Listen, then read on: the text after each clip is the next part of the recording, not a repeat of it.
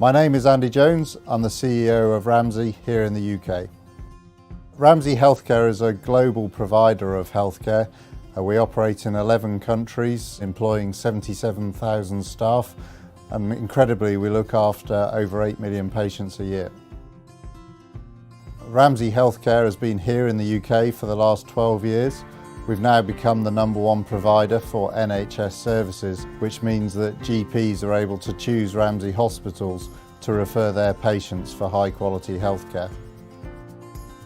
So Ramsey has got a long-standing set of values called the Ramsey Way. They really define who we are as an organisation, how we work together, how we look after patients, and ultimately it's all about people caring for people. We're very proud of the services that we provide, and that's largely due to teamwork and our staff. The difference that this makes for patients is really high quality healthcare in all of our hospitals and facilities. We've got an absolutely fantastic programme called Speaking Up for Safety. It's all about training staff to be positive and to call out episodes in patients' care, particularly when they're concerned that things aren't going right. We've been able to grab this programme, and we're the first organisation in the UK to roll this programme out. The future for Ramsey Healthcare is bright both globally and for us here in the UK. All of our units are accredited for endoscopy. The Care Quality Commission has rated 92% of our hospitals as good, and 95% of our patients would recommend us to their friends and family. We're a leader in day case surgery. We've looked at the way that our hospitals are designed so that we can treat ever more patients in today's healthcare. The future of healthcare is all about partnerships and integrating the patient journey. At Ramsey, this means we need to be working very closely with all our partners, including the NHS, to make sure that our services are available in all the communities that our hospitals serve. Over time, I can see the company both growing and expanding in the reach of its services. But for me, most of all, patient safety and quality come first. Simply put, people caring for people.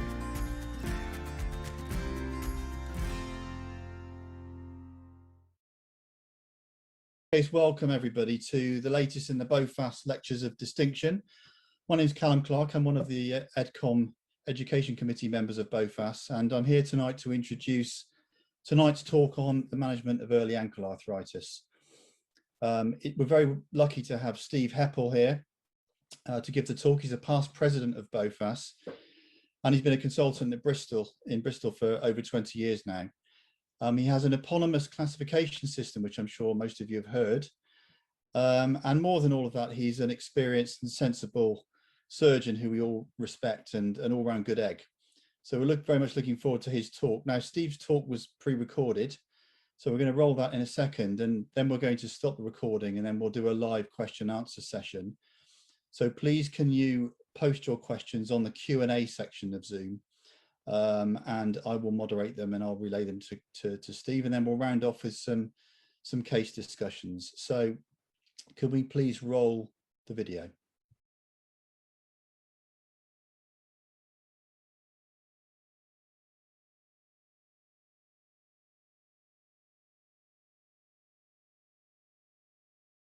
We're back live now, and we've got some questions that have come in.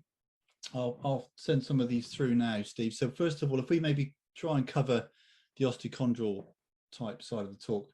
There's a question about MRI and the fact that you can miss a certain proportion of chondral lesions with MRI. Have you experienced of that? Do you feel that lowers your threshold for further investigations, perhaps even lower your threshold for arthroscopy?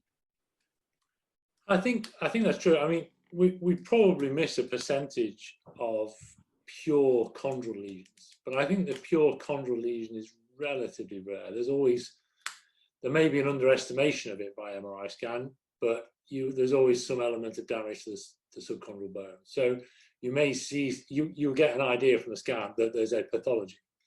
Then the decision about what to do about that is purely based on symptoms, not the MRI scan. You know, the patient's got appropriate symptoms that are disabling or inhibiting them in any way, and I can't find anything else to explain it, then yeah, I will go to an arthroscopy even with a relatively benign looking lesion if they've got the right symptoms. I don't specifically have any other investigative tool. I occasionally use SPECT CT scan, but I use that more if I'm unsure whether the lesion, if the symptoms don't fit with the lesion. So if I can't explain the symptoms on the basis of the lesion, I might do a SPECT CT scan to see what the activity is. Or if there's dual pathology, I'm trying to decide which is the more likely to be causing the trouble. Because we don't have a great SPECT CT service in terms of the ability to do large numbers, so I don't like to abuse it. So yes, I think maybe I miss some pure chondral lesions, but if people have got ankle symptoms that haven't been explained by an examination or an MRI scan, then I still use arthroscopy as a diagnostic tool in rare occasions. So yeah, if someone presents often enough and long enough, they'll get an arthroscopy in my hands. Yeah. And once you've got to the point of putting your arthroscope in, another question that often gets asked is, you know, which treatment for which lesion. So you know, do you go straight for oats in some cases? What's your perspective on all of that? Yeah, I mean, this is the typical one, and it's changing all the time. The literature in the last 3 to 5 years has gone very much towards suggesting that we should be more aggressive early on and do more interventions, oats or membrane techniques. So I think there's 2 reasons. One, well, the main reason I think is because those techniques have become more accessible, and people think we should be trying to replace the cartilage. You know, that seems like the right thing to do, and that the techniques have become more accessible, cheaper, you know, and easier to do. I mean, it's difficult to critically analyze the literature because some of the papers that have come out of Europe and other centers are based on figures that it's difficult to comprehend. I treat quite a lot of osteochondral lesions, but I'm probably treating 30 to 40 a year, 50 a year maybe. Whereas, and these papers are often reporting on 300 to 400 cases. Well, they must be treating everyone in that case. They must be putting every single osteochondral lesion into a study of membranes. And inevitably, if you put every case in there, you're going to get good results in a percentage of them. But we know we can get good results with just a debridement in 70 to 80% patients. So I still, my first line treatment is still debridement, regardless, more or less regardless of the size of the lesion. And I know there are papers in the literature suggesting if it's greater than a square centimetre or 150 millimetres squared or various numbers, we should do something else. I've not quite bought into that yet because I still see good results even from fairly big lesions. And I think a one-off arthroscopy is a fairly benign procedure in my hands. Quite an interesting question just come in. Which OCDs, which acute OCDs would you attempt conservative treatment for? And I guess it's tempting to say all of them, but there are certain situations, aren't there, particularly in younger patients? I'm thinking of my own patients where it's difficult. Well, the difficulty of what's an acute OCD, if someone comes into the fracture clinic or through the trauma service with an obvious bony lump that you might pick up on the x-ray, then I'll probably treat them acutely. You know, I will go in and as a reasonable sized piece of bone, I will try and fix it back if it's acute. If it's just a flake of bone, I will probably manage that conservatively initially and see what happens. But I have a low threshold for intervening. I'll review them at 6 and 12 weeks and see what happens. But all the others where there's no big bony piece, to be honest, they're not going to get diagnosed acutely because they'll be seen in A&E, they'll have a relatively normal x-ray, they'll probably be told you've had a sprain, and it'll take them, in my part of the world, it'll take them 6 to 12 weeks to get back into the system if they have ongoing symptoms. You know, it'll be 12 weeks before they have an MRI scan, and they're no longer acute lesions at 12 weeks, in my view. So it's not a big part of my practice. It's certainly the acute bony ones I would operate on if there is enough bone to fix on. So I would investigate them with a CT scan, assess how piece the bigger bone is, and try and fix it back on. But the smaller, the ones we don't see, things like that. A question here, possibly sort of segueing into the arthritis section nicely. What's your approach for kissing lesions? Counsel the patient that it's bad news. Basically, I don't think I've ever had a good result from kissing lesions, and I don't really think I've had a particularly good result from a tibial lesion in isolation. I don't think the tibial ones respond in the same way, and I think you're right, Callum, that essentially that's early arthritis. That's not the same pathology as osteochondral lesions. And so, you know, if they're associated with a deformity, then you might get away with an osteotomy, but otherwise you're talking about the management of early arthritis. Yeah. Another good question here. If you've got bone edema on MRI, does that change your decision making anyway in terms of whether to intervene or not? Yeah, I mean, bone edema applies, you know, pathology is still going on. There's still acute nature to the injury. So it's patient specific. I mean, if the patient's doing reasonably well and is unkeen on surgery, then I've got no qualms about waiting and see what happens. I don't think you have to rush in. If the patient's in trouble, struggling to walk, in agony, getting worse, then I'll intervene. It doesn't, the edema itself doesn't predetermine what I'm going to do. I'll judge it with the symptoms. I think it's important we do some questions on the osteotomies, because it's important. And you showed a couple of cases of oscalcis osteotomies. I'm interested to know what you think the limit of correction of an oscalcis osteotomy is and when you turn to supramalleolar. Yeah, well, I think that it's slightly different indications. I mean, if you've got an extra articular deformity above the ankle joint, then obviously an oscalcis isn't going to help that. If it's a purely intra-articular deformity, I think you can almost use the same maths. I think, you know, the maximum shift we usually get with an oscalcis is around a centimetre. I mean, you're doing well if you get much more than a centimetre. And then if you work out the distance between the oscalcis and the joint line, it's probably of the order of 10 centimetres. So if you do the maths on that equation in the reverse fashion, you can probably correct about somewhere between 10 and 15 degrees at maximum, I would have thought. What sort of imaging methods do you use for analysing alignment pre-op?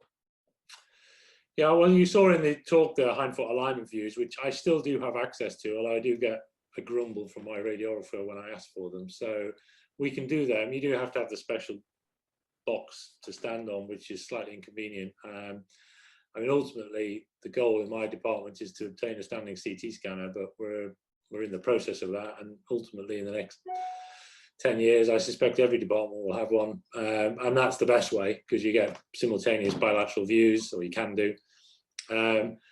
But I mean, even on plain standing x-rays, you can get an impression. You know, if you look at them critically, you can see where the oscalcis is in relation to the ankle joint. So yes, I think you use the best method you have available to yourself. You showed a number of fixation techniques on your slides. Have you got preferred fixation techniques both for tibia and calc, and also have you got an experience of MIS in those? Yeah. For calc, it's easy. Yes, I have got experience of MIS. I will use it. I don't use it in every case. You know, in summary, I'd never seen a non-union of the oscalcis until I did it MIS, and I think that is a risk. But equally, you know, you do get some people with horrible skin and problems around the posterior aspect, and I'll use MIS. So again, my practice isn't universal one way or the other. It's patient specific. And for instance, if I'm doing a ligament repair as well as wanting an osteotomy, then I'd probably do an MIS osteotomy, because I'm going to have two incisions relatively close to each other otherwise in my hands, because I tend to use the mini extended lateral as I'm doing it open, and just cutting down the number of incisions on the lateral side of the foot. But I've got no qualms about doing it open either. So fixation, I pretty much universally use a longitudinal screw, sometimes two. I'm aware of all the step plates and things like that, but I think they just increase the exposure. I haven't got a problem with them. Some people say putting the screw through the heel can cause insertional Achilles pain. I tend to put it more distal, and I use a buried screw, you know, a countersunk screw. So I very rarely have to take them out. In terms of fixation of the tibia, you'll see from the cases maybe that even though the workhorse that I said is the medial opening wedge, I tend to more often perform a lateral closing wedge for exactly the reason you brought that up. I just think the fixation is easier. It doesn't really matter what you do. Any old plate on the lateral side will hold it, and it's a stable osteotomy. Yeah. I think if you do a medial opening wedge, you do have to consider using a locking plate of some sort to maintain that wedge. Yeah. Well, perhaps that's a good opportunity to go into some of your cases, Steve. I think if we've got 6 or 7 minutes left, that would be a good idea. I think. Okay, I'll just bring my talk back up. Oh, sorry. There we go. Share screen. Oh, that's the wrong one. Excuse me. Slideshow. There we go. Can everyone see that? Can you see that? Callum? Yeah, that's great. Okay. So this is just an extension of the talk, really, a fairly basic case, but it does illustrate a learning point. So here we have a lady with a stage 3A, maybe 3B, early arthritis with mainly medial joint disease, but you could argue whether there's some joint space left or it's completely lost. But in any case, certainly in my hands, suitable for osteotomy. And we can see there's probably an element of extra-articular deformity in that there's an angle there measured, the tibial articular surface angle of 7 degrees varus. So our aim, and there's no tibial tilt, so we say that's 0 degrees. So our aim in this one really is to correct it by 10 degrees because we want to overcorrect by 2 or 3 degrees. So we're aiming for a 10-degree correction, which gives, and we know the width of the bone, or I've measured the width of the bone at 35 millimeters. And of course, to do this very accurately, you need to have a scaling mechanism on your X-ray or a sort of a fixed measuring device on your X-ray. But to be honest, it's relatively ballpark figures most of the time. On the table, you'll eyeball it and check that the correction looks good. So theoretically, using the formula, we get 6 millimeters. So we need to make Y approximately 6 millimeters. I find it difficult to be that accurate. So somewhere around that is going to be good enough. So that's what we did. Oh, hang on, sorry. And you'll see from these images on the left, the osteotomy of the tibia went fine. And she came back very well and happy with the ankle pain had gone. Now, I made a mistake in that when I do my fibular osteotomies, you can see that I do them high and I tend to do them obliquely.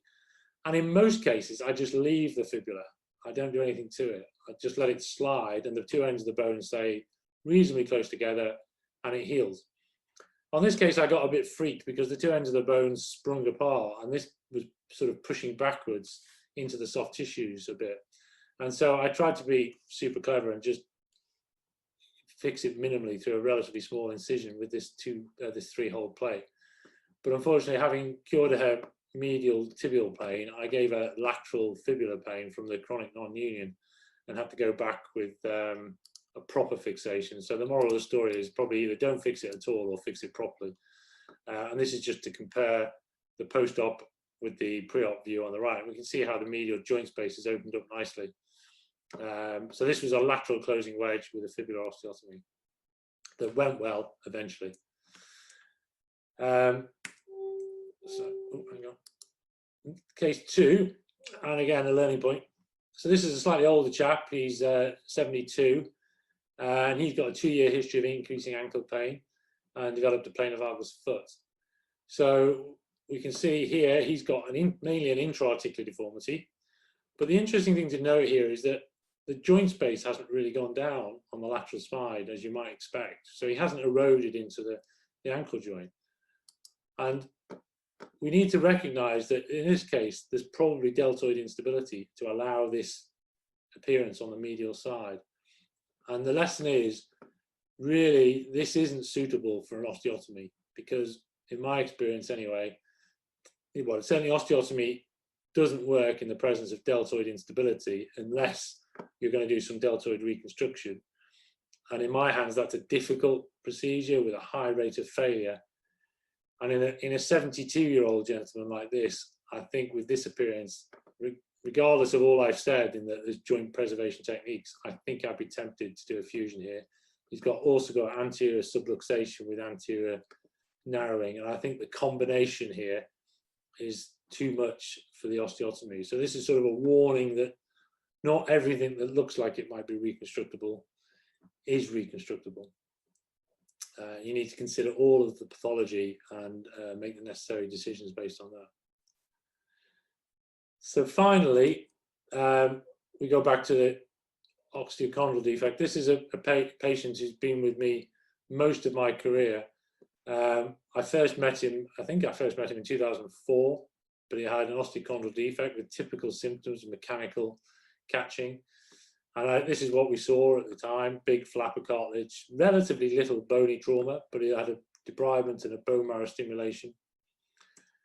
He then went away and came back in 2009 with recurrent symptoms. And at that time of my life, I was using matrix-assisted autologous chondrocyte implantation. So the patient, we do a primary arthroscopy, we take some samples of cartilage, we send it away to the laboratory in Holland, and they grow, in theory,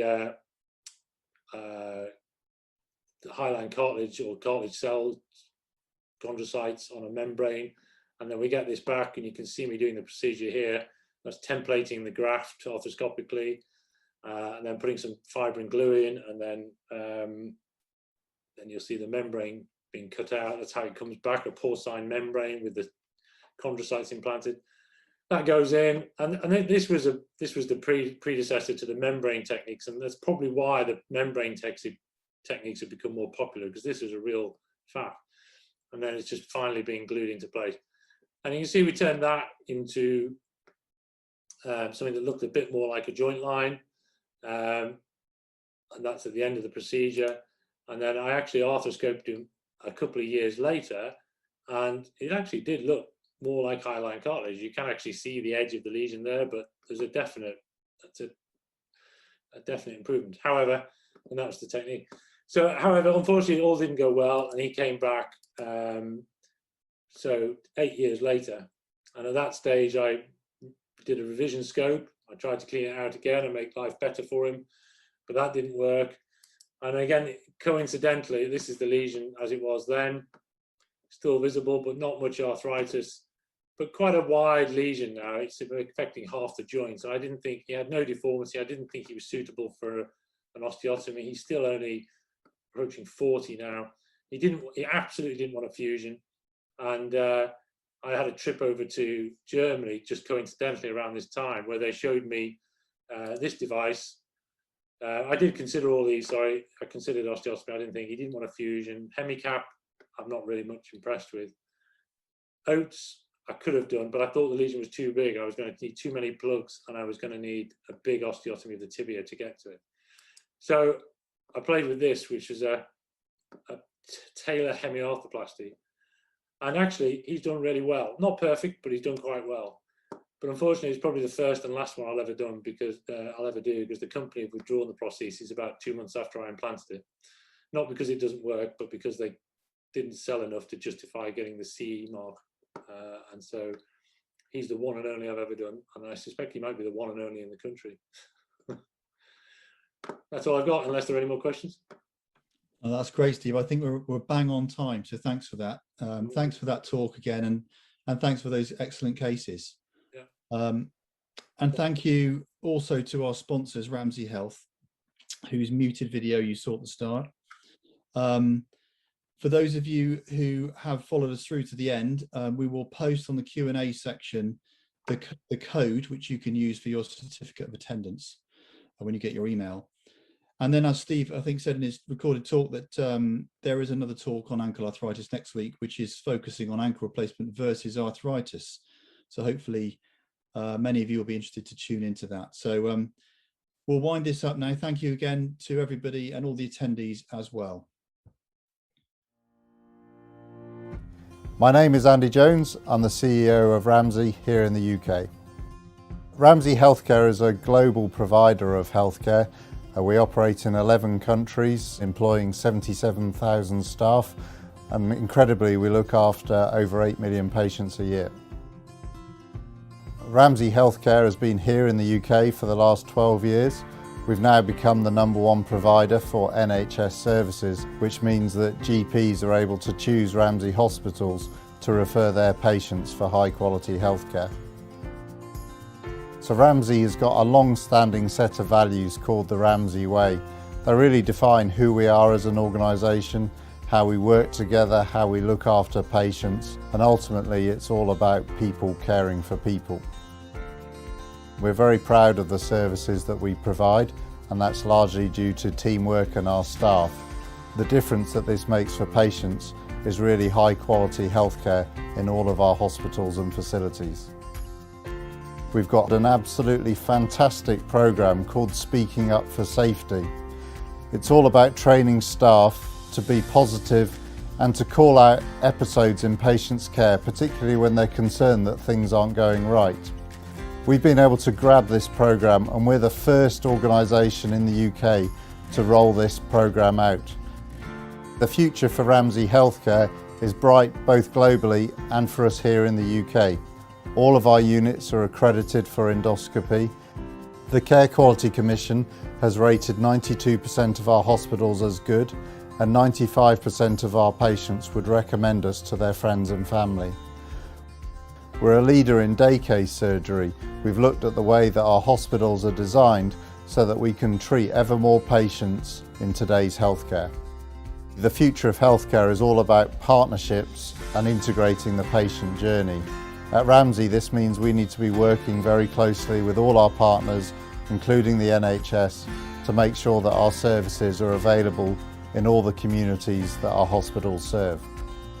Over time, I can see the company both growing and expanding in the reach of its services.